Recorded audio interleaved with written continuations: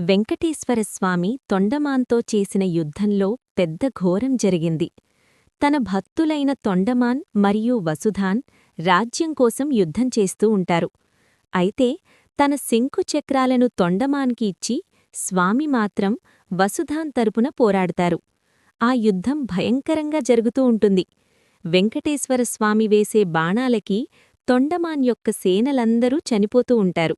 తన సేనలు చనిపోవడం చూడలేని తొండమాన్ చక్రవర్తి స్వామి ఇచ్చిన సుదర్శన్ చక్రాన్ని ఆ వెంకటేశ్వరస్వామి మీదకే ప్రయోగిస్తాడు. ఆ చక్రం భుజం మీద తగిలి వెంకటేశ్వరస్వామి సృహతూయి పడిపోతాడు.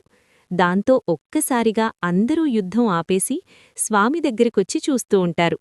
అంతలో పద్మావతీదేవి అక్కడికి వచ్చి ఈ యుద్ధాన్ని ఆపమని స్వామికిని ప్రధేయపడడంతో వెంకటేశ్వరస్వామి తొండమాన్కి వసుధానికి ఆ రాజ్యాన్ని సమానంగా చీల్చేయిస్తారు.